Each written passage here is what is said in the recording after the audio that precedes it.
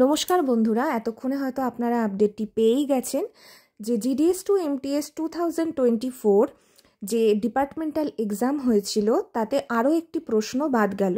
যে কেসগুলি হয়েছিল এতদিন পর্যন্ত তার পরিপ্রেক্ষিতেই এই প্রশ্নটি বাদ দেওয়া হয়েছে। সেটি হলো পোস্ট অফিস অ্যাক্ট সম্পর্কিত যে প্রশ্নটা ছিল সেই প্রশ্নটা ডিলিট করা হলো।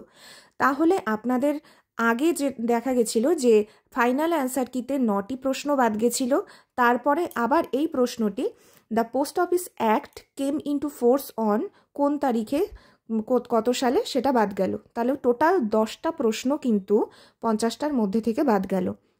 সেক্ষেত্রে আপনাদের নাম্বার কাউন্ট হবে 80র মধ্যে এবং এরপরে আপনারা দেখুন যে আপনাদের কার কত নাম্বার আসছে। আজ এই 10 তারিখে কেস মেটার পরেই প্রথম আপডেট ছিল এটাই যে আরও একটি প্রশ্ন ডিলিট হলো এবং এরপরে দেখার যে রেজাল্ট কবে প্রকাশ হয়। তবে হয়তো খুব শীঘ্রই আবারও রেজাল্ট প্রকাশ হওয়ার আপডেটটা আমরা দিতে পারবো আপনাদের, সেই সুখবরটা। এবং আশা করা যায় যে ডিসেম্বরের মধ্যেই সমস্ত প্রসেস কমপ্লিট হবে এবং জানুয়ারির শুরু থেকেই হয়তো যারা যারা এমটিএস হিসাবে জয়েন করবেন তারা জয়েন করতে পারবেন। তাহলে আজকের মতো এটুকুই। আরও কোনো আপডেট পেলে অবশ্যই আপনাদের সাথে শেয়ার করে নেব। Thank you.